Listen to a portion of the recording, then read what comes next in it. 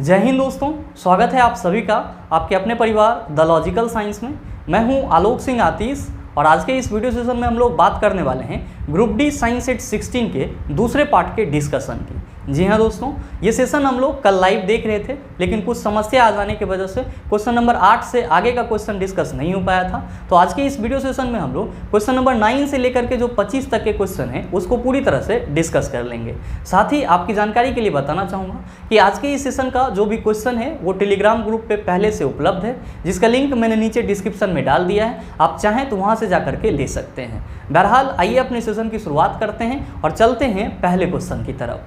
आपका जो पहला क्वेश्चन है आज के इस सेशन का, क्वेश्चन नंबर 9, क्या पूछा जा रहा है आपसे पूछा जा रहा है कि किसी गोलाकार दर्पण की परावर्तक सतह के व्यास को क्या कहा जाता है। आपका ऑप्शन दिया हुआ है छेद, दूसरा ऑप्शन है मुख्य धुरी, तीसरा ऑप्शन है खंभा, चौथा ऑप्शन है फोकस। क्या होगा इसका आंसर? आपसे क्वेश्चन पूछा जा रहा है कि किसी गोलाकार दर्पण का जो व्यास होता है उसको क्या बोला जाता है। आप सभी कहेंगे कि सर पहले ये बताओ कि हम लोग गोलाकार दर्पण को डिफाइन कैसे करते हैं, गोलाकार दर्पण को डिफाइन कैसे करते हैं। ध्यान में रखिएगा, इसी को इंग्लिश में हम लोग क्या कहते हैं, तो सर इसी को हम लोग इंग्लिश में एस्फेरिकल मिरर कहते हैं। क्या कहते हैं? एस्फेरिकल मिरर कहते हैं। और हम सभी क्या कहते हैं कि जो गोलाकार दर्पण होता है वो किसी खोखले गोले का एक भाग होता है, एक हिस्सा होता है। जैसे कि थोड़ा देर के लिए आप ये मान लीजिए, ये आपका क्या है सर, एक गोला है। क्या है सर? एक गोला है। तो जाहिर सी बात है कि जब हम लोग इस गोला को दो पार्ट में डिवाइड कर देते हैं तो हम सभी क्या कहते हैं कि सर ये दो दर्पण बन जाता है, जिसको हम लोग अवतल और उत्तल के नाम से जानते हैं। आपसे क्वेश्चन करा जा रहा है कि गोलाकार दर्पण का जो व्यास होगा वो क्या कहलाएगा। जरा सा आप ये बताओ कि किसी भी गोलीय दर्पण का वक्रता केंद्र क्या होता है। आप सभी कहते हैं कि गुरुजी गोलीय दर्पण जिस खोखले गोले का भाग होता है उसका जो केंद्र होता है वही गोलीय दर्पण का वक्रता केंद्र कहलाता है। जाहिर सी बात है, यहाँ पे व्यास की चर्चा की जा रही है तो किसकी व्यास होगी? आप सभी कहेंगे कि सर गोलीय दर्पण जिस खोखले गोले का भाग होगा उसका व्यास होगा। तो अगर हम लोग यहाँ पे ये सपोज कर लें ये हमारा क्या है, इस गोलीय दर्पण का व्यास है, तो आप सभी क्या कहेंगे? आप सभी कहेंगे कि गुरुजी जब इसको दो बराबर भाग में बांटा जाएगा, जब दो बराबर भाग में क्या किया जाएगा, बांटा जाएगा, और इसके एक पार्ट को बाहर से रसदित किया जाए, एक पार्ट को क्या किया जाए सर, बाहर से रसदित कर दिया जाए, और एक पार्ट को अंदर से रसदित कर दिया जाए, तो हम क्या कहेंगे कि सर हमको दो गोलीय दर्पण मिल जाएगा।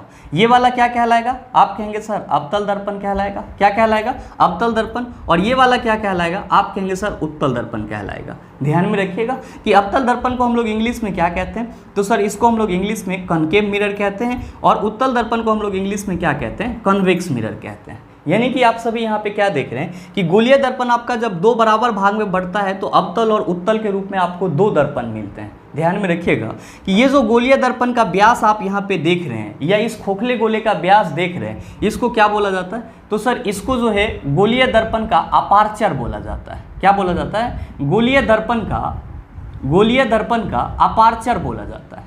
और मेरे मित्र ध्यान में रखिएगा कि अपार्चर को हम लोग हिंदी में क्या कहते हैं, तो सर इसको हम लोग हिंदी में छिद्र या छेद कहते हैं। क्या कहते हैं? छिद्र या छेद कहते हैं। तो आपसे जो ये क्वेश्चन पूछा जा रहा है कि किसी गोलाकार दर्पण की व्यास क्या कहलाती है, आप सभी कहेंगे छेद कहलाती है या फिर छिद्र कहलाती है। तो आप बताइए सही आंसर क्या हो जाएगा? आप सभी कहेंगे sir option number A is the right answer of this question. मेरे मित्र ध्यान में रखिएगा कि जब हम लोग किसी गोलाकार दर्पण की बात करते हैं, जैसे कि थोड़ा देर के लिए हम लोग मान लेते हैं यहाँ पे कि हम लोग अवतल दर्पण की बात करते हैं, तो आप सभी क्या कहेंगे? आप सभी कहेंगे कि गुरुजी अवतल दर्पण का जो ये है, यानी कि ये जो व्यास है ये क्या कहलाएगा? इसका अपार्चर कहलाएगा, छिद्र कहलाएगा। साथ ही इस पे क्या होगा सर, मुख अक्ष भी होगा, और मुख अक्ष का ये वाला पॉइंट क्या कहलाएगा? दर्पण का ध्रुव कहलाएगा, जिसको हम लोग किससे रिप्रेजेंट करते हैं? पी से रिप्रेजेंट करते हैं। और ये वाला पॉइंट क्या कहलाएगा? तो सर दर्पण का मुख्य फोकस कहलाएगा। और साथ ही साथ ये वाला पॉइंट क्या कहलाएगा? आप कहेंगे सर दर्पण का वक्रता केंद्र कहलाएगा। मेरे मित्र ध्यान में रखिएगा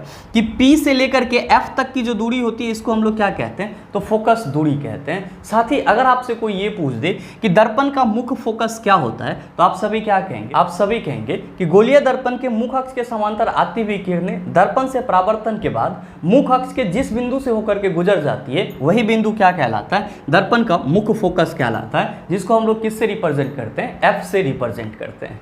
उम्मीद करते हैं समझ पाए होंगे। चलते हैं अगले क्वेश्चन की तरफ। आपका जो अगला क्वेश्चन है, क्वेश्चन नंबर 10, क्या पूछा जा रहा है आपसे पूछा जा रहा है कि निम्न में से किस माध्यम का अपवर्तनांक सबसे कम है। आपका ऑप्शन दिया हुआ है पेट्रोल, दूसरा ऑप्शन है तेल, तीसरा ऑप्शन है हवा और चौथा ऑप्शन है हीरा। क्या होगा इसका आंसर? आप सभी कहेंगे कि सर पहले ये बताओ कि अपवर्तनांक क्या होता है। मेरे मित्र ध्यान में रखेंगे कि अपवर्तनांक को ही हम लोग इंग्लिश में क्या कहते हैं? तो सर अपवर्तनांक को ही हम लोग इंग्लिश में रिफ्रैक्टिव इंडेक्स कहते हैं। क्या कहते हैं? रिफ्रैक्टिव इंडेक्स कहते हैं। और हम सभी क्या कहते हैं कि गुरुजी अपवर्तनांक जो होता है वो क्या होता है? तो निर्वात में प्रकाश की चाल, निर्वात में प्रकाश की चाल बटा माध्यम में प्रकाश की चाल होता है। अपवर्तनांक क्या होता है? तो निर्वात में प्रकाश की चाल बटा माध्यम में प्रकाश की चाल होता है। या आप सभी ये भी कह सकते हैं कि गुरुजी निर्वात में प्रकाश की चाल और माध्यम में प्रकाश की चाल के अनुपात को हम लोग क्या कहते हैं? तो सर अपवर्तनांक कहते हैं, रिफ्रैक्टिव इंडेक्स कहते हैं। ध्यान में रखिएगा कि निर्वात में प्रकाश की चाल को हम लोग CV से रिप्रेजेंट करते हैं और माध्यम में प्रकाश की चाल को हम लोग CM से रिप्रेजेंट करते हैं। तो आप सभी अपवर्तनांक इक्वल टू क्या फार्मूला पढ़ते हैं? तो सर CV बटा CM पढ़ते हैं। क्या पढ़ते हैं सर? CV बटा CM, जहाँ पे CV क्या है? निर्वात में प्रकाश की चाल है और CM क्या है? तो माध्यम में प्रकाश की चाल है। आपसे क्वेश्चन पूछा जा रहा है कि आपके दिए गए ऑप्शन में से किस पदार्थ का अपवर्तनांक सबसे कम होता है। मेरे मित्र ध्यान में रखेंगे कि जिस पदार्थ का प्रकाशीय घनत्व, जिस पदार्थ का, यहाँ पे काल लिख लेंगे, जिस पदार्थ का प्रकाशीय घनत्व कम होगा, प्रकाशीय घनत्व कम होगा, उसका RI भी कम होगा, उसका RI भी क्या होगा? कम होगा। ध्यान में रखिएगा, यहाँ पे RI मैंने रिफ्रैक्टिव इंडेक्स का शॉर्ट फॉर्म लिखा है। तो आप ये कह सकते हैं कि सर जिस पदार्थ का प्रकाशीय घनत्व कम होगा उसका अपवर्तनांक भी कम होगा, और जिस पदार्थ का प्रकाशीय घनत्व ज़्यादा होगा उसका अपवर्तनांक भी क्या होगा? ज़्यादा होगा। ध्यान दीजिएगा, अगर आप अपने ऑप्शन पे नज़र दौड़ाएंगे तो आप सभी कहेंगे कि सर हमारे ऑप्शन में पेट्रोल दिया हुआ है, तेल दिया हुआ है, हवा दिया हुआ है और हीरा दिया हुआ है। तो अगर इन सारे पदार्थों में बात की जाए तो जो हमारा हवा है इसका प्रकाशीय घनत्व क्या होगा? सर कम होगा। बाकी का जो तेल है, पेट्रोल है, हीरा है, इन सभी का प्रकाशीय घनत्व क्या होगा? ज़्यादा होगा।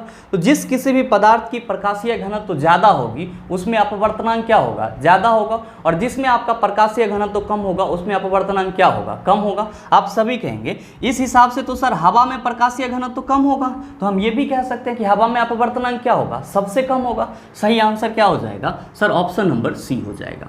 मेरे मित्र ध्यान में रखिएगा कि हवा में अपवर्तनांक कितना होता है? आप सभी कहेंगे कि गुरुजी 1.003 होता है। कितना होता है? 1.0003 होता है। साथ ही अगर आपसे कोई ये पूछ दे ये बताओ कि हीरा का अपवर्तनांक कितना होता है, आप सभी कहेंगे कि गुरुजी हीरा का अपवर्तनांक 2.42 होता है। कितना होता है? 2.42 होता है। और अगर आपसे कोई ये पूछ दे कि पेट्रोल का अपवर्तनांक कितना होता है, पेट्रोल का अपवर्तनांक कितना होता है, आप कहेंगे गुरुजी 1.44 होता है। कितना होता है? 1.44 होता है। साथ ही अगर आपसे कोई ये पूछ दे कि ऑयल का अपवर्तनांक यानी कि तेल का अपवर्तनांक कितना होता है, मेरे मित्र आप सभी क्या कहेंगे कि सर तेल जो है वो हमारा लिक्विड फॉर्म में होता है, यानी कि द्रव अवस्था में होता है, और जितने भी चीज़ द्रव अवस्था में होते हैं उसका अपवर्तनांक 1.33 से 1.50 के बीच होता है। जितनी भी चीज़ द्रव अवस्था में होते हैं उसका अपवर्तनांक क्या होता है? 1.33 से 1.50 के बीच का होता है। ये वैल्यू भी आप याद रखिएगा, आपके एग्जाम दृष्टिकोण से बहुत ही अहम है।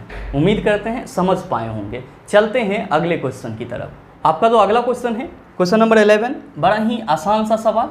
आपसे पूछा जा रहा है कि रिक्त स्थानों में सबसे उपयुक्त विकल्प भरें। आपका दिया हुआ है 18 वोल्ट इक्वल टू डैश गुना 3 ओम। क्या होगा इसका आंसर? आपसे क्वेश्चन पूछा जा रहा है कि इस रिक्त स्थान की जगह पे क्या आएगा। आप सभी क्या कहेंगे? आप सभी कहेंगे कि सर वोल्ट जो है वो विभवांतर का मात्रक होता है। किसका मात्रक होता है? विभवांतर का मात्रक होता है। और यहाँ पे डैश दिया हुआ है, और ये जो 3 ओम दिया हुआ है, ओम तो सर प्रतिरोध का मात्रक होता है। किसका मात्रक होता है? प्रतिरोध का मात्रक होता है। तो आप सभी क्या कहते हैं? आप सभी कहते हैं कि सर विभवांतर इक्वल टू हम लोगों ने कई बार पढ़ा है कि धारा गुना प्रतिरोध होता है। क्या होता है? धारा गुना प्रतिरोध होता है, या इसी को शॉर्ट फॉर्म में हम लोग V = IR लिखते हैं। क्या लिखते हैं? V = IR लिखते हैं। तो आपको क्या निकालना है, तो सर आपको धारा निकालना है। आप सभी क्या कहेंगे कि गुरुजी I = V/R हो जाएगा। हमारा विभवांतर कितना है, तो सर 18 वोल्ट है।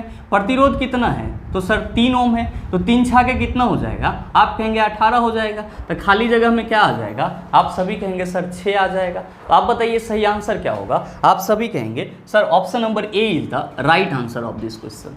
उम्मीद करते हैं समझ पाए होंगे। चलते हैं अगले क्वेश्चन की तरफ। आपका जो अगला क्वेश्चन है, क्वेश्चन नंबर 12, क्या पूछा जा रहा है आपसे। आपसे पूछा जा रहा है कि विद्युत मोटर के संबंध में निम्नलिखित में से कौन सा कथन गलत है। आपका ऑप्शन दिया हुआ है, विद्युत मोटर में विद्युत ऊर्जा को यांत्रिक ऊर्जा में परिवर्तित किया जाता है। दूसरा ऑप्शन है दिश धारा और सार्वत्रिक विद्युत मोटर, ये विद्युत मोटर के प्रकार हैं। तीसरा ऑप्शन है विद्युत मोटर केवल दिश धारा द्वारा संचालित होता है। और चौथा ऑप्शन है विद्युत मोटर बल उत्पन्न करने के लिए विद्युत मोटर के चुंबकीय क्षेत्र और घुमावदार धाराओं के बीच अंतःक्रिया के माध्यम से काम करते हैं। और आपसे क्वेश्चन पूछा जा रहा है कि इन चारों ऑप्शन में से कौन सा स्टेटमेंट गलत है।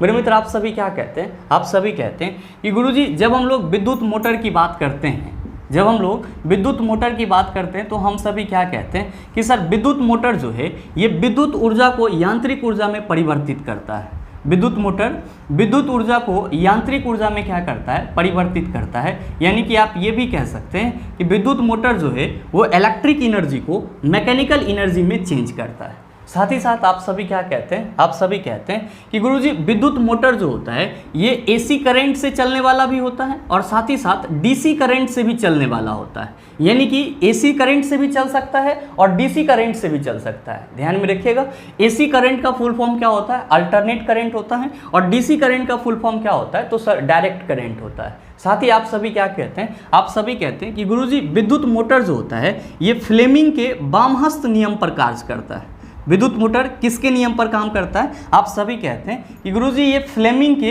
वामहस्त नियम पर काम करता है। साथ ही ध्यान में रखिएगा, अगर आपसे कोई ये क्वेश्चन पूछ दे कि क्या विद्युत मोटर विद्युत चुंबकीय प्रेरण सिद्धांत पे कार्य करता है, आप कहेंगे बिल्कुल नहीं। तो आपको बरगराने के लिए ये क्वेश्चन भी पूछा जा सकता है कि विद्युत मोटर विद्युत चुंबकीय प्रेरण सिद्धांत पे कार्य करती है या नहीं। आप सभी क्या कहेंगे, नहीं कार्य करती है। ध्यान में रखेंगे कि विद्युत चुंबकीय प्रेरण सिद्धांत पे कौन कार्य करता है, तो सर डायनेमो कार्य करता है। बहरहाल आपसे क्वेश्चन क्या पूछा जा रहा है कि इन चारों ऑप्शन में से कौन सा विद्युत मोटर के बारे में सही नहीं है। आपका पहला ऑप्शन क्या दिया हुआ है, तो सर पहला ऑप्शन दिया हुआ है कि विद्युत मोटर में विद्युत ऊर्जा को यांत्रिक ऊर्जा में परिवर्तित किया जाता है। आप कहेंगे सर ये तो बिल्कुल ही सही है। आपका दूसरा स्टेटमेंट है कि दिश धारा और सार्वत्रिक विद्युत मोटर ये विद्युत मोटर के प्रकार हैं। आप कहेंगे सर ये भी सही है। आपका तीसरा ऑप्शन है कि विद्युत मोटर केवल दिश धारा द्वारा संचालित होता है। आप कहेंगे सर अभी तो जस्ट आपने बताया है कि विद्युत मोटर एसी करंट से भी चल सकता है और डीसी करंट से भी चल सकता है। तो आपके ऑप्शन सी में क्या कही जा रही है, तो सर विद्युत मोटर केवल दिश धारा द्वारा संचालित होता है। ये तो सर गलत हो जाएगा। आपका जो चौथा ऑप्शन है उसमें क्या कहा जा रहा है कि विद्युत मोटर बल उत्पन्न करने के लिए विद्युत मोटर के चुंबकीय क्षेत्र और घुमावदार धाराओं के बीच अंतःक्रिया के माध्यम से काम करते हैं। आप कहेंगे सर ये भी सही है। तो आप बताइए गलत ऑप्शन क्या हो जाएगा। आप कहेंगे कि sir option number C is the right answer of this question. उम्मीद करते हैं समझ पाए होंगे। चलते हैं अगले क्वेश्चन की तरफ। आपका जो अगला क्वेश्चन है क्वेश्चन नंबर 13, बड़ा ही आसान सा सवाल। क्या पूछा जा रहा है, आपसे पूछा जा रहा है कि गलत मिलान का चयन करें। आपको तत्व और संयोजकता दिया हुआ है और आपसे पूछा जा रहा है इन चारों ऑप्शन में से कौन सा ऑप्शन गलत मिलान में है, यानी कि गलत कौन सा है। मेरे मित्र आपका जो ऑप्शन है उसमें पहला है हीलियम और उसका संयोजकता कितना दिया हुआ है 0, और दूसरा है आपका हाइड्रोजन जिसका संयोजकता कितना दिया हुआ है 1, और तीसरा है आपका कार्बन जिसका संयोजकता कितना दिया हुआ है 4, और चौथा ऑप्शन है आपका ऑक्सीजन जिसका संयोजकता कितना दिया हुआ है, तो सर 1 दिया हुआ है। आपको बताना है कि इन चारों में से गलत कौन सा है। आप सभी क्या कहेंगे कि सर पहले ऑप्शन में हीलियम की बात की जा रही है, और हम सबों को मालूम है कि जो हमारा हीलियम है, नियॉन है, आर्गन है, क्रिप्टन है, जेनॉन है, रेडॉन है, ये सब के सब क्या कहलाते हैं, तो सर ये सब के सब अक्रिय गैस कहलाते हैं। क्या कहलाते हैं, अक्रिय गैस कहलाते हैं। और जितने भी अक्रिय गैस होते हैं उनकी संयोजकता कितनी होती है, तो सर अक्रिय गैस की संयोजकता 0 होती है। यानी कि आपका पहला ऑप्शन तो सही है। आपको चूज क्या करना है कि इसमें गलत कौन सा है। ध्यान दीजिएगा,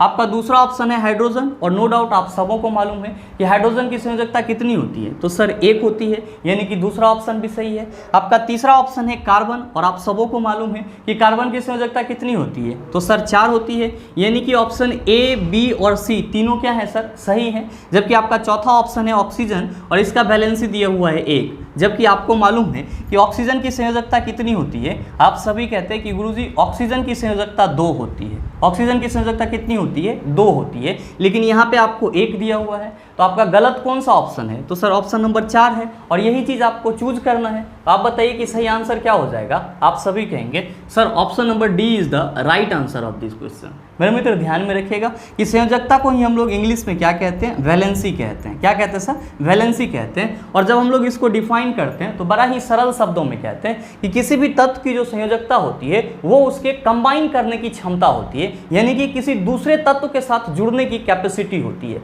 या आप ये भी कह सकते हैं कि किसी तत्व का संयोजकता उस तत्व के संयोजन क्षमता को बताता है। किसी तत्व का संयोजकता उस तत्व के संयोजन क्षमता को बताता है। साथ ही आप और अच्छे से डिफाइन कर सकते हैं, आप ये भी कह सकते हैं कि किसी भी तत्व के बाह्यतम कक्षा के द्वारा जितना इलेक्ट्रॉन लॉस या गेन किया जाता है उसी को क्या कहा जाता है? संयोजकता कहा जाता है। उम्मीद करते हैं समझ पाए होंगे। चलते हैं अगले क्वेश्चन की तरफ। आपका जो अगला क्वेश्चन है, क्वेश्चन नंबर 14, क्या पूछा जा रहा है आपसे? आपसे पूछा जा रहा है कि सहसंयोजी आबंध के 2 परमाणुओं के बीच आबंधों की अधिकतम संख्या डैश हो सकती है। आपका ऑप्शन दिया हुआ है 1, दूसरा ऑप्शन है 3, तीसरा ऑप्शन है 2 और चौथा ऑप्शन है 4। आपसे क्वेश्चन करा जा रहा है कि सहसंयोजी आबंध के 2 परमाणुओं के बीच आबंधों की अधिकतम संख्या कितनी हो सकती है। आप सभी कहेंगे कि सर पहले ये बताओ कि सहसंयोजी आबंध क्या होता है। ध्यान में रखिएगा कि सहसंयोजी आबंध को ही हम लोग इंग्लिश में क्या कहते हैं? तो सर इसी को हम लोग इंग्लिश में कोवैलेंट बॉन्ड कहते हैं। क्या कहते हैं? कोवैलेंट बॉन्ड कहते हैं। और मेरे मित्र हमेशा ध्यान में रखेंगे कि जब 2 परमाणुओं के बीच इलेक्ट्रॉन के साझा होने से बंधन बनता है, जब 2 परमाणुओं के बीच इलेक्ट्रॉन के साझा होने से बंधन बनता है तब उस बंधन को क्या कहा जाता है? सहसंयोजी आबंध कहा जाता है, या फिर इंग्लिश में कोवैलेंट बॉन्ड कहा जाता है। सरल रूप में आप ये भी कह सकते हैं कि गुरुजी जो साझेदारी वाला बॉन्ड होता है, जो साझेदारी वाला बॉन्ड होता है वो क्या कहलाता है? तो सर सहसंयोजी आबंध कहलाता है। और आप सबों को मालूम है कि जितने भी हाइड्रोकार्बन होते हैं, जितने भी हाइड्रोकार्बन होते हैं उन सबों के बीच में कौन सा बॉन्ड बनता है? आप कहते हैं गुरुजी सहसंयोजी बॉन्ड बनता है, यानी कि कोवैलेंट बॉन्ड बनता है। नो डाउट आप सबों को मालूम होगा कि हाइड्रोकार्बन हम लोग किसको बोलते हैं। तो आप सभी कहते हैं कि सर जो कार्बन और हाइड्रोजन का यौगिक होता है उसको क्या बोला जाता है? हाइड्रोकार्बन बोला जाता है। क्या बोला जाता है? हाइड्रोकार्बन बोला जाता है। और आप सबों को ये भी मालूम है कि हाइड्रोकार्बन कितने प्रकार के होते हैं? आप कहते हैं गुरुजी 2 प्रकार के होते हैं। कितने प्रकार के होते हैं? 2 प्रकार के। कौन कौन सा? तो सर एक होता है संतृप्त हाइड्रोकार्बन, एक क्या होता है? संतृप्त हाइड्रोकार्बन, और दूसरा होता है आपका असंतृप्त हाइड्रोकार्बन। दूसरा कौन सा होता है? असंतृप्त हाइड्रोकार्बन। ध्यान में रखिएगा, संतृप्त हाइड्रोकार्बन को हम लोग सैचुरेटेड हाइड्रोकार्बन कहते हैं और असंतृप्त हाइड्रोकार्बन को हम लोग अनसैचुरेटेड हाइड्रोकार्बन कहते हैं। मेरे मित्र जब आपसे कोई ये पूछे कि संतृप्त हाइड्रोकार्बन का एग्जाम्पल क्या है, तो आप सभी क्या कहेंगे कि संतृप्त हाइड्रोकार्बन का एग्जाम्पल एल्केन है। और आप सबों को मालूम है कि एल्केन में कार्बन और कार्बन के बीच में कौन सा बॉन्ड रहता है? तो सर सिंगल बॉन्ड रहता है। और जब आपसे कोई ये पूछे कि असंतृप्त हाइड्रोकार्बन कौन कौन से होते हैं, आप क्या कहते हैं कि गुरुजी असंतृप्त हाइड्रोकार्बन 2 प्रकार के होते हैं। कौन कौन सा? तो पहला होता है हमारा एल्कीन। पहला क्या होता है? एल्कीन। और दूसरा क्या होता है हमारा? तो सर एल्काइन होता है। और आप सबों को मालूम है कि एल्कीन में कार्बन और कार्बन के बीच में क्या रहता है? डबल बॉन्ड रहता है। और एल्काइन में कार्बन और कार्बन के बीच में क्या रहता है? तो सर ट्रिपल बॉन्ड रहता है। आप सभी क्या देख रहे हैं? आप सभी देख रहे हैं कि जो आपका हाइड्रोकार्बन है उसमें मैक्सिमम बॉन्ड की संख्या कितनी जा रही है? तो आप कहेंगे कि सर एल्केन में तो सिंगल बॉन्ड है, एल्कीन में डबल बॉन्ड है, जबकि एल्काइन में क्या होता है? ट्रिपल बॉन्ड होता है। इसका मतलब ये हुआ कि जब भी आपका सहसंयोजी आबंध बनेगा, कोवैलेंट बॉन्ड बनेगा, उसमें परमाणुओं के बीच जो मैक्सिमम आबंधों की संख्या होगी वो कितनी हो सकती है? तो सर 3 हो सकती है। तो आप बताइए कि सही आंसर क्या हो जाएगा? आप सभी कहेंगे sir option number B is the right answer of this question. उम्मीद करते हैं समझ पाए होंगे। चलते हैं अगले क्वेश्चन की तरफ। आपका जो अगला क्वेश्चन है, क्वेश्चन नंबर 15, बड़ा ही आसान सा सवाल। आपसे पूछा जा रहा है कि यदि हम धोवन सोडा की थोड़ी सी मात्रा लेते हैं और इसमें लगभग 1 ml तनु हाइड्रोक्लोरिक अम्ल मिलाते हैं तो हम क्या देखेंगे? आपका ऑप्शन दिया हुआ है केवल उदासीनीकरण अभिक्रिया होती है, कोई गैस नहीं निकलती। दूसरा ऑप्शन है व्हाइट रंग की तलछट बन जाती है। तीसरा ऑप्शन है CO2 गैस तेज बुदबुदाहट के साथ निकलती है। और चौथा ऑप्शन है पॉप की ध्वनि के साथ हाइड्रोजन गैस निकलती है। क्या होगा इसका आंसर? आपके क्वेश्चन में कहा जा रहा है कि यदि हम धवन सोडा की थोड़ी सी मात्रा लेते हैं और उसमें 1 ml HCl डालते हैं तो हमको क्या देखने को मिलेगा? आप सभी कहेंगे कि गुरुजी धवन सोडा का फॉर्मूला होता है Na2CO3। क्या फॉर्मूला होता है? Na2CO3। और इसको हम लोग क्या पढ़ते हैं? तो सर इसको हम लोग सोडियम कार्बोनेट पढ़ते हैं। आपके क्वेश्चन के अनुसार इसमें क्या किया जा रहा है? तो सर 1 ml HCl मिलाया जा रहा है। तो आप सीधे समझ सकते हैं कि Na2CO3 किसके साथ अभिक्रिया कर रहा है? तो सर HCl के साथ अभिक्रिया कर रहा है। ध्यान में रखिएगा कि जब सोडियम कार्बोनेट HCl के साथ अभिक्रिया करता है तो क्या बना लेता है? तो सर ये NaCl बना लेता है, यानी कि सोडियम क्लोराइड बना लेता है। साथ ही साथ क्या रिलीज होता है? तो सर CO2 गैस रिलीज होता है, यानी कि कार्बन डाइऑक्साइड गैस रिलीज होता है। और क्या बनता है? तो सर और H2O बनता है। क्या बनता है सर? H2O बनता है। तो आपसे जो क्वेश्चन पूछा जा रहा है कि यदि हम धोवन सोडा की थोड़ी सी मात्रा लेते हैं और इसमें लगभग 1 ml तनु हाइड्रोक्लोरिक अम्ल मिलाते हैं तो हम क्या देखेंगे? आप सभी क्या कहेंगे? आप सभी कहेंगे कि जब Na2CO3 HCl के साथ अभिक्रिया करेगा तो NaCl बनाएगा, CO2 गैस निकलेगा और H2O बनेगा। तो ये जो CO2 गैस निकलेगा ये तेज बुदबुदाहट के साथ निकलेगा। तो आप बताइए कि सही आंसर क्या हो जाएगा? आप सभी कहेंगे sir option number C is the right answer of this question. इसका मतलब ये हुआ कि जब सोडियम कार्बोनेट HCl के साथ अभिक्रिया करेगा तो तेज बुदबुदाहट के साथ कौन सी गैस देखने को मिलेगी? तो सर कार्बन डाइऑक्साइड गैस देखने को मिलेगी। ऐसे आप सभी हमेशा ध्यान में रखेंगे कि जब भी धातु के कार्बोनेट और बाइकार्बोनेट, जब भी धातु के कार्बोनेट और बाइकार्बोनेट अम्ल के साथ अभिक्रिया करते हैं तब आपको कौन सी गैस देखने को मिलती है? तो सर कार्बन डाइऑक्साइड गैस देखने को मिलती है। कौन सी गैस देखने को मिलती है? कार्बन डाइऑक्साइड गैस मिलती है देखने को। और साथ ही आप ये भी ध्यान में रखेंगे कि जब कोई धातु अम्ल के साथ अभिक्रिया करता है, जब कोई धातु अम्ल के साथ अभिक्रिया करता है तब आपको कौन सी गैस देखने को मिलती है? तो सर तब आपको हाइड्रोजन गैस देखने को मिलती है। कौन सी गैस देखने को मिलती है? हाइड्रोजन गैस देखने को मिलती है। तो कभी कभी आपके एग्जाम में ये क्वेश्चन भी पूछ लिया जाता है कि जब धातु अम्ल के साथ अभिक्रिया करेगा तो कौन सा गैस निकलेगा? आप कहेंगे हाइड्रोजन गैस निकलेगा। आप कहिएगा सर कैसे निकलेगा? तो मेरे मित्र थोड़ा देर के लिए मान लीजिए कि आपका जो Fe है वो क्या है? आप कहेंगे सर ये एक धातु है, इसकी अभिक्रिया हम किसके साथ करा दे रहे हैं? तो सर H2SO4 के साथ करा दे रहे हैं। H2SO4 क्या है? आपका अम्ल है। तो जब FeH2SO4 के साथ अभिक्रिया करेगा तो ये क्या बना लेगा? तो सर FeSO4 बना लेगा। और साथ ही साथ क्या रिलीज होगा? तो सर हाइड्रोजन गैस रिलीज होगा। क्या रिलीज होगा? हाइड्रोजन गैस रिलीज होगा। तो आपको हमेशा ध्यान में रखना है कि जब धातु के कार्बोनेट और बाइकार्बोनेट अम्ल के साथ अभिक्रिया करेगा तब कार्बन डाइऑक्साइड गैस निकलेगा और जब धातु अम्ल के साथ अभिक्रिया करेगा तब हाइड्रोजन गैस निकलेगा। उम्मीद करते हैं समझ पाए होंगे। चलते हैं अगले क्वेश्चन की तरफ। आपका जो अगला क्वेश्चन है क्वेश्चन नंबर 16, बड़ा ही आसान सा सवाल आपसे पूछा जा रहा है कि एक समूह में ऊपर से नीचे की ओर जाने के दौरान निम्नलिखित में से किसमें हमेशा वृद्धि होती है? आपका ऑप्शन दिया हुआ है धात्विक गुण, दूसरा ऑप्शन है ऑक्सीकरण क्षमता, तीसरा ऑप्शन है विद्युत ऋणात्मकता और चौथा ऑप्शन है कम होने की प्रवृत्ति। क्या होगा इसका आंसर? आपसे क्वेश्चन करा जा रहा है कि जब हम लोग आवर्त सारणी के किसी समूह में ऊपर से नीचे आते हैं तब कौन से गुण में वृद्धि होती है? हमेशा ध्यान में रखिएगा कि जब भी हम लोग आवर्त सारणी में किसी ग्रुप में ऊपर से नीचे आते हैं तो जो धात्विक गुण होता है उसमें क्या होता है सर? वृद्धि होता है। धात्विक गुण में क्या होता है? तो सर वृद्धि होता है। साथ ही साथ जो विद्युत ऋणात्मकता होती है, विद्युत ऋणात्मकता होती है यानी कि जिसको हम लोग इंग्लिश में इलेक्ट्रोनिगेटिविटी कहते हैं, वो क्या होता है? तो सर समूह में ऊपर से नीचे आने पर, ऊपर से नीचे आने पर क्या होता है? घटता है। और साथ ही ध्यान में रखेंगे कि ऊपर से नीचे आने पर किसी समूह में जो परमाणु की त्रिज्या होती है, जो परमाणु की त्रिज्या होती है वो क्या होता है? तो सर बढ़ता है। क्या होता है? बढ़ता है। तो आपसे जो क्वेश्चन पूछा जा रहा है कि एक समूह में ऊपर से नीचे की ओर जाने के दौरान निम्नलिखित में से किस में हमेशा वृद्धि होती है? आप सभी कहेंगे धात्विक गुण में वृद्धि होती है। सही आंसर क्या हो जाएगा? ऑप्शन नंबर ए हो जाएगा। हमेशा ध्यान में रखिएगा कि किसी भी ग्रुप में ऊपर से नीचे आएंगे तो धात्विक गुण में वृद्धि होगी, जबकि विद्युत ऋणात्मकता क्या होगा? घटेगा, जबकि परमाणु की त्रिज्या क्या होगा? तो सर बढ़ेगा। उम्मीद करते हैं समझ पाए होंगे। चलते हैं अगले क्वेश्चन की तरफ। आपका जो अगला क्वेश्चन है क्वेश्चन नंबर 17, बड़ा ही आसान सा सवाल आपसे पूछा जा रहा है कि 2O ऑक्सीजन के 2 डैश निरूपित करता है। आपको ऑप्शन दिया हुआ है आयनों, परमाणुओं, अणुओं, इलेक्ट्रॉन। क्या होगा इसका आंसर? आपसे क्वेश्चन पूछा जा रहा है कि 2O अगर इस तरह से कहीं पे लिखा हुआ रहता है तो इसका मतलब क्या होता है? मेरे मित्र हमेशा ध्यान में रखिएगा, कहीं भी अगर आपको कोई भी तत्व इस तरह से लिखा हुआ मिले और यहाँ पे जितना नंबर होगा वो क्या बताएगा? तो सर ये जो तत्व है उसमें उतना परमाणु है। जैसे कि यहाँ पे 2O लिखा हुआ है तो आप क्या कहेंगे कि सर ये ऑक्सीजन के 2 परमाणु हैं। क्या है? ऑक्सीजन के 2 परमाणु हैं। अगर इसी तरह यहाँ पे 4O लिखा हुआ रहता तो आप क्या कहते कि गुरुजी ऑक्सीजन के 4 परमाणु हैं। और इसी तरह अगर यहाँ पे 12O लिखा हुआ रहता तो आप क्या कहते कि ऑक्सीजन के 12 परमाणु हैं। लेकिन ध्यान में रखिएगा कि अगर यही चीज़ आपको ऐसे लिखा हुआ मिलता, O2 के रूप में लिखा हुआ मिलता, तब आप क्या कहेंगे? तब आप कहेंगे कि सर ये ऑक्सीजन के अणु हैं। तब आप क्या कहेंगे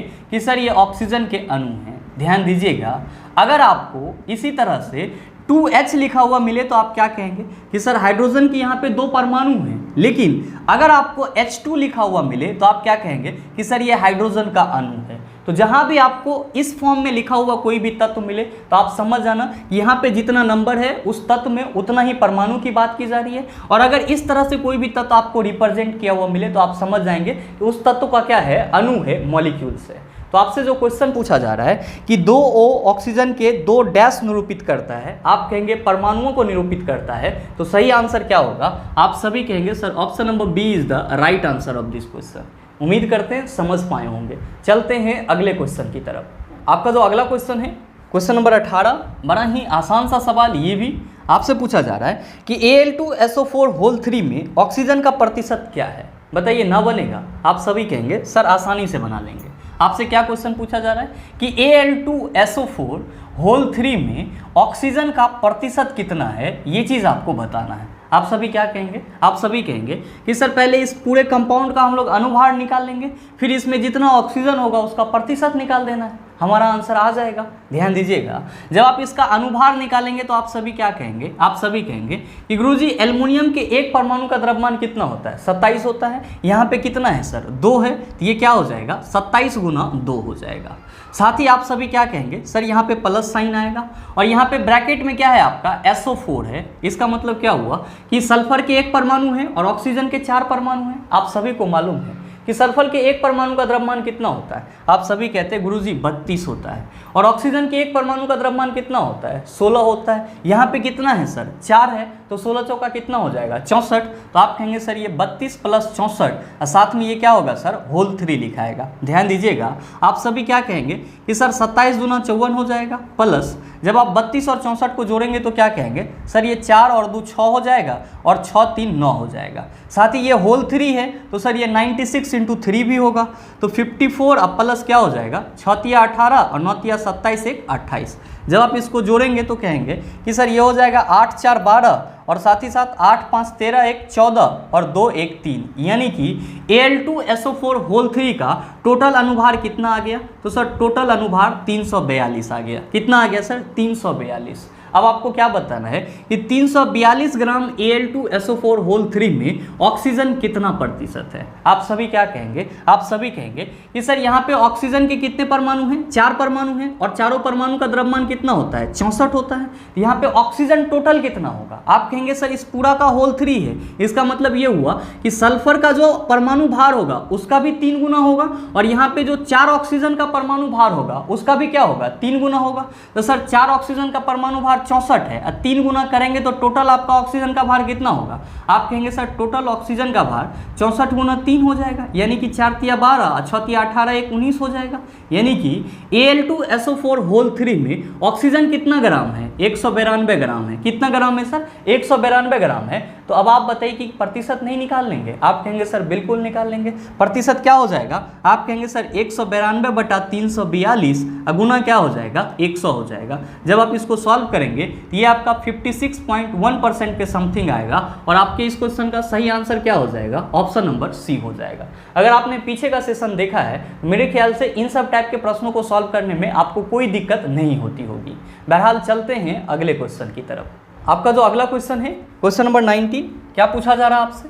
आपसे पूछा जा रहा है कि अवकाशोत्तक एरोलर टिश्यू डैश के बीच एक पूरक उत्तक फिलर टिश्यू का काम करता है। आपका ऑप्शन दिया हुआ है त्वचा और मांसपेशियां, दूसरा ऑप्शन है त्वचा और हड्डियां, तीसरा ऑप्शन है रक्त और त्वचा और चौथा ऑप्शन है हड्डियों और मांसपेशियां। क्या होगा इसका आंसर? आपसे क्वेश्चन करा जा रहा है कि जो एरोलेट टिश्यू होता है, जो एरोलेट टिश्यू होता है ये डैश के बीच में फिलर का काम करता है। मेरे मित्र ध्यान में रखेंगे कि एरोलेट टिश्यू आपका क्या है, तो सर एक प्रकार का संयोजी उत्तक है। क्या है सर? एक प्रकार का संयोजी उत्तक है। और इसका काम क्या होता है, तो सर इसका कार्य होता है उत्तकों को, इसका कार्य होता है उत्तकों को जोड़ना, उत्तकों को जोड़ना और सहारा प्रदान करना। क्या काम होता है? उत्तकों को जोड़ना और सहारा प्रदान करना। और ध्यान में रखिएगा कि जो आपका एरोलेट टिश्यू है ये कहाँ पाया जाता है, तो सर त्वचा और मांसपेशी के बीच पाया जाता है। कहाँ पाया जाता है? त्वचा और मांसपेशी के बीच पाया जाता है। और ये जो आपका एरोलेट टिश्यू होता है ये क्या होता है, तो सर एक प्रकार का ढीला ढाला उत्तक होता है। क्या होता है? ढीला ढाला उत्तक होता है, ताकि त्वचा और मांसपेशी के बीच में ये क्या हो सर, आसानी से एडजस्ट हो पाए। तो आपसे जो क्वेश्चन पूछा जा रहा है उसका सही आंसर क्या होगा, आप सभी कहेंगे कि सर जब एरोलेट टिश्यू त्वचा और मांसपेशी के बीच में पाया जाता है तो जाहिर सी बात है कि ये त्वचा और मांसपेशी के बीच में फिलर टिश्यू का काम कर रहा होगा। इसीलिए हमारे इस क्वेश्चन का सही आंसर क्या होगा, ऑप्शन नंबर ए हो जाएगा। उम्मीद करते हैं समझ पाए होंगे। चलते हैं अगले क्वेश्चन की तरफ। आपका जो अगला क्वेश्चन है, क्वेश्चन नंबर 20, क्या पूछा जा रहा है आपसे? आपसे पूछा जा रहा है कि एलील होते हैं, आपका ऑप्शन दिया हुआ है एंजाइमों का वैकल्पिक रूप, दूसरा ऑप्शन है जीन का वैकल्पिक रूप, तीसरा ऑप्शन है क्रोमोजोम का वैकल्पिक रूप और चौथा ऑप्शन है अपूर्ण पारबल का रूप। क्या होगा इसका आंसर? आपसे क्वेश्चन पूछा जा रहा है कि एलील क्या होता है, एलील क्या होता है। मेरे मित्र ध्यान में रखिएगा कि जब एक ही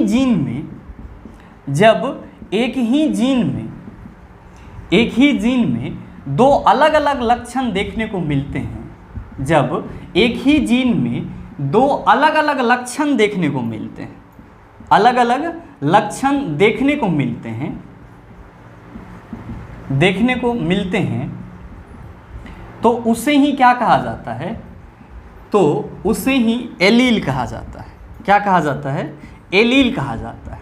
इसका मतलब ये हुआ कि जो एलील है वो क्या है, तो सर एलील जो है वो जीन का वैकल्पिक रूप है। तो आपसे जो क्वेश्चन पूछा जा रहा है कि एलील होता है, आप सभी क्या कहेंगे कि एलील जीन का वैकल्पिक रूप होता है। इसीलिए आपके इस क्वेश्चन का सही आंसर क्या होगा, ऑप्शन नंबर बी हो जाएगा। मेरे मित्र ध्यान में रखेंगे कि ये जो आपका जीन है इसको हम लोग क्या कहते हैं, तो सर इसी को हम लोग आनुवांशिकता की इकाई कहते हैं। तो आप चाहें तो इस चीज़ को भी नोट डाउन कर सकते हैं। आपके एग्जाम में कभी कभी ये क्वेश्चन भी पूछ लिया जाता है कि निम्नलिखित में से आनुवांशिकता की इकाई है, निम्नलिखित में से आनुवांशिकता की इकाई है, आप क्या कहेंगे कि जीन जो है वो आनुवांशिकता की इकाई है। साथ ही ध्यान में रखिएगा कि जब हम लोग क्रोमोजोम की बात करते हैं तो क्रोमोजोम आपका कैसे बनता है, तो सर क्रोमेटिन नेटवर्क के टूटने फूटने से क्या बनता है, क्रोमोजोम बनता है, जिसको हम लोग क्या कहते हैं, गुणसूत्र कहते हैं। उम्मीद करते हैं समझ पाए होंगे। चलते हैं अगले क्वेश्चन की तरफ। आपका जो अगला क्वेश्चन है, क्वेश्चन नंबर 21, क्या पूछा जा रहा है आपसे? आपसे पूछा जा रहा है कि डैश में मांसपेशियों के लयबद्ध संकुचन के परिणाम स्वरूप बच्चा पैदा होता है। आपका ऑप्शन दिया हुआ है गर्भाशय ग्रीवा, दूसरा ऑप्शन है डिम्ब वाहिनी, तीसरा ऑप्शन है गर्भाशय और चौथा ऑप्शन है योनि। क्या होगा इसका आंसर? आप सभी कहेंगे कि सर गर्भाशय में लयबद्ध संकुचन के उपरांत क्या होता है, बच्चा पैदा होता है। तो आप बताइए कि सही आंसर क्या हो जाएगा। आप सभी कहेंगे sir option number C is the right answer of this question. मेरे मित्र ध्यान में रखिएगा कि इसी टाइप का एक और क्वेश्चन आपको देखने को मिलता है और आपका क्वेश्चन रहता है कि डैश मांसपेशियों में लयबद्ध संकुचन के कारण भोजन आमाशय में जाता है। ध्यान दीजिएगा, क्वेश्चन आपसे पूछा जाता है कि डैश के मांसपेशियों में लयबद्ध संकुचन के उपरांत भोजन आमाशय में जाता है। आप सभी क्या कहते हैं कि सर भोजन जो आमाशय में जाता है वो ग्रास नली के थ्रू जाता है। तो ग्रास नली का जो दीवार होता है उसमें क्या होता है, क्रमाकुंचन होता है, पेरिस्टेलिसिस होता है और इसी को हम लोग क्या कहते हैं, लयबद्ध संकुचन कहते हैं। तो जब आपको ये क्वेश्चन मिले कि डैश के मांसपेशियों में लयबद्ध संकुचन के चलते भोजन आमाशय में जाता है, तो आप सभी क्या कहेंगे कि सर ग्रास नली के मांसपेशियों में लयबद्ध संकुचन के चलते भोजन कहाँ जाता है, आमाशय में जाता है। उम्मीद करते हैं समझ पाए होंगे। चलते हैं अगले क्वेश्चन की तरफ। आपका जो अगला क्वेश्चन है, क्वेश्चन नंबर 22, बड़ा ही आसान सा सवाल। ये भी आपसे पूछा जा रहा है कि अनुमस्तिष्क सेरिबेलम डैश से संबंधित है। आपका ऑप्शन दिया हुआ है यादाश्त व भूख, दूसरा ऑप्शन है सोचने, तीसरा ऑप्शन है सभी अनैच्छिक क्रियाएं और चौथा ऑप्शन है मांसपेशियों के घुमाव व नियंत्रण। क्या होगा इसका आंसर? मेरे मित्र आप सभी याद रखना कि जब भी बात किसकी करा जाए, अनुमस्तिष्क की बात करा जाए, किसकी बात करा जाए, अनुमस्तिष्क की, तो इसको हम लोग इंग्लिश में क्या कहते हैं, तो सर इसको हम लोग इंग्लिश में सेरिबेलम कहते हैं। और इसका काम क्या होता है, तो सर इसका काम होता है मांसपेशियों का घुमाव व नियंत्रण करना, मांसपेशियों का घुमाव व नियंत्रण करना, घुमाव व नियंत्रण करना। साथ ही जब आपसे ये क्वेश्चन करा जाए कि जो आपका परम मस्तिष्क होता है, जो आपका परम मस्तिष्क होता है, जिसको आप इंग्लिश में सेरिब्रम कहते हैं, क्या कहते हैं, सेरिब्रम, इसका काम क्या होता है, तो सर आपके यादाश्त के लिए, साथ ही साथ सोचने और समझने के लिए, और जो भूख वगैरह लगने की प्रक्रिया होती है, ये सब के सब कहाँ से नियंत्रित होते हैं, तो सर आपके परम मस्तिष्क यानी कि सेरिब्रम से नियंत्रित होता है। साथ ही ध्यान में रखिएगा कि आपके बॉडी के अंतर्गत जितने भी अनैच्छिक क्रियाएं होती है, यानी कि वैसी क्रियाएं जो आपके इच्छा अनुसार नहीं होती है, उसको हम लोग क्या कहते हैं, अनैच्छिक क्रियाएं कहते हैं। तो अनैच्छिक क्रियाओं का जो नियंत्रण होता है वो किसके द्वारा होता है, आप सभी याद रखेंगे कि अनैच्छिक क्रियाओं का नियंत्रण मेडुला ऑब्लंगेटा के थ्रू होता है। किसके थ्रू होता है, तो सर मेडुला ऑब्लंगेटा के थ्रू होता है। ये तीनों ही पॉइंट आप ध्यान में रखेंगे कि अनुमस्तिष्क का कार्य क्या होता है, तो मांसपेशियों का घुमाव व नियंत्रण करना। परम मस्तिष्क का काम क्या होता है, तो याददाश्त, सोचने समझने और भूख लगने की जो प्रक्रिया होती है उसको नियंत्रित करना। और अनैच्छिक क्रियाएं किसके द्वारा नियंत्रित होती है, तो मेडुला ऑब्लंगेटा के थ्रू नियंत्रित होती है। बहरहाल आपसे क्वेश्चन क्या पूछा जा रहा है, क्वेश्चन पूछा जा रहा है कि अनुमस्तिष्क डैश से संबंधित है। आप सभी क्या कहेंगे कि मांसपेशियों के घुमाव व नियंत्रण से संबंधित है, इसीलिए आपके इस क्वेश्चन का सही आंसर क्या होगा, ऑप्शन नंबर डी हो जाएगा। उम्मीद करते हैं समझ पाए होंगे। चलते हैं अगले क्वेश्चन की तरफ। आपका जो अगला क्वेश्चन है, क्वेश्चन नंबर 23, बड़ा ही आसान सा सवाल। क्या पूछा जा रहा है, आपसे पूछा जा रहा है कि जठर ग्रंथियों द्वारा स्रावित हाइड्रोक्लोरिक अम्ल डैश एंजाइम की क्रिया को आसान कर देता है। आपका ऑप्शन दिया हुआ है पेप्सिन, दूसरा ऑप्शन है एमाइलेज, तीसरा ऑप्शन है लाइपेज और चौथा ऑप्शन है ट्रिप्सिन। और ये चीज़ मैंने आपको डाइजेशन वाले पोर्शन में बताया है। तो इस क्वेश्चन का आंसर क्या होगा, आप सभी नीचे कमेंट करके ज़रूर बताना, आपके कमेंट का इंतजार रहेगा। बहरहाल चलते हैं अगले क्वेश्चन की तरफ। आपका जो अगला क्वेश्चन है, क्वेश्चन नंबर 24, क्या पूछा जा रहा है आपसे, आपसे पूछा जा रहा है कि अंडे को अंडाशय से गर्भाशय तक किसके द्वारा ले जाया जाता है। आपका ऑप्शन दिया हुआ है बीज वाहिका, दूसरा ऑप्शन है मूत्रवाहिनी, तीसरा ऑप्शन है शुक्र वाहिका और चौथा ऑप्शन है गर्भाशय गिरवा। क्या होगा इसका आंसर, आपसे क्वेश्चन पूछा जा रहा है कि अंडे को अंडाशय से गर्भाशय तक किसके द्वारा ले जाया जाता है। आप सभी क्या कहेंगे, आप सभी कहेंगे कि सर अंडा कहाँ पे बनता है, ओवरी में बनता है। कहाँ पे बनता है सर, ओवरी में बनता है। और आपसे क्या क्वेश्चन करा जा रहा है कि अंडे को यानी कि एग को ओवरी से यूटेरस तक ले जाने के लिए, ओवरी से यूटेरस तक ले जाने के लिए कौन जिम्मेदार होता है। आप सभी कहेंगे कि सर जो फैलोपियन ट्यूब होता है, जो फैलोपियन ट्यूब होता है, जिसको हम लोग हिंदी में क्या कहते हैं, बीज वाहिका कहते हैं, ये क्या करता है, तो सर ओवरी से एग को यूटेरस तक लाता है। तो आप बताइए सही आंसर क्या हो जाएगा। आप सभी कहेंगे sir option number A is the right answer of this question. मेरे मित्र ध्यान में रखेंगे कि आपका जो अगला ऑप्शन में मूत्रवाहिनी दिया हुआ है, इसके थ्रू क्या होता है सर, तो मूत्र एक जगह से दूसरे जगह जाता है। और जो आपका अगला ऑप्शन शुक्र वाहिका है, तो सर इसको हम लोग क्या कहते हैं कि सर स्पर्म को ले जाने वाला जो ट्यूब होता है वही क्या कहलाता है, शुक्र वाहिका कहलाता है। और आपका चौथा ऑप्शन है गर्भाशय गिरवा, यूटेरस का जो अगला पार्ट होता है उसी को क्या बोला जाता है, गर्भाशय गिरवा बोला जाता है। उम्मीद करते हैं समझ पाए होंगे। चलते हैं अगले क्वेश्चन की तरफ। आपका जो अगला क्वेश्चन है, क्वेश्चन नंबर 25, क्या पूछा जा रहा है आपसे, आपसे पूछा जा रहा है कि डीपीटी के उपयोग से रोकथाम होती है। आपका ऑप्शन दिया हुआ है क्षय रोग का, दूसरा ऑप्शन है डिप्थीरिया का, तीसरा ऑप्शन है पोलियो का, चौथा ऑप्शन है उपरोक्त सभी। क्या होगा इसका आंसर। आप सभी कहेंगे कि सर पहले ये बताओ कि डीपीटी का फुल फॉर्म क्या होता है। मेरे मित्र ध्यान में रखेंगे कि यहाँ पे D4 क्या हो जाता है, तो सर D4 आपका डिप्थीरिया हो जाता है। क्या हो जाता है, डिप्थीरिया हो जाता है। और P4 क्या होता है, तो सर P4 पर्टुसिस होता है।